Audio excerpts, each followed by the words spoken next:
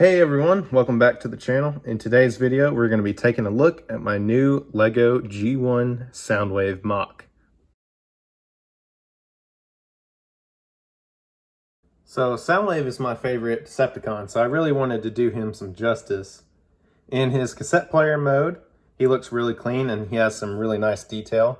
I didn't go for a complete G1 accurate look. As you can see, he has blue and gray instead of dark blue and white, which is what he looks like in the show. I'll give you a full 360 here. And then the back is a little bit wonky, but I'm not really going to be looking at the back, so I'm not too disappointed in it. Soundwave does have some functionality, even though he's a box. But you can eject Laserbeak and Buzzkill, which I think is really cool. And all you have to do is bring his little eject flap down. And then, as you can see, there is Laserbeak inside, and we can actually take him out and transform him. So here are both the Cassetticons that I've made. We have Buzzkill and we have Laserbeak, and they're very easy to transform. So I'll show you how to transform them. All you got to do is bring these out and flip the head out like that. And this is a pretty commonly used design for the Cassetticons, but I kind of put my own little spin on it. So yeah, these are really cool, and you can only put one in at a time. So that's about it for cassette mode. Let's get on to the transformation. So to transform Soundwave, it is pretty simple, and it's a pretty well-used Soundwave design for transforming. So let's get into it. So the first thing you want to do is bring these little flaps out right here. And I just like to kind of just do like that on that tile, and then do the same on the other tile, just like so. Now you're going to want to bring the hips down by rotating it right there at that little clip at the hip.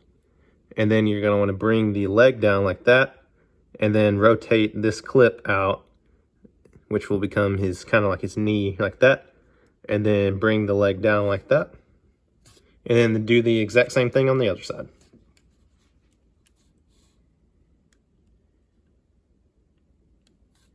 Now you're going to want to align the knees with the legs right here, and you're just going to slide it across this little bar, just like this.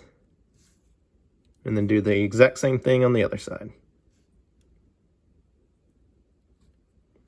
And now you're done with the legs. So moving on to the top part, all you're going to want to do is for the shoulders, you're going to move these back like that, and that will form his shoulder. And then do that on the other side. And then you can bring the shoulders out like that on both sides. Now you're going to have these little side pieces here. Kind of forms part of his abdomen, I guess. And you're going to want to rotate the waist like this. And then you can kind of slide them back on this little piece right there. And then you can bring them down like that. And then those will stay back there. And then flip the hip around and do the exact same thing.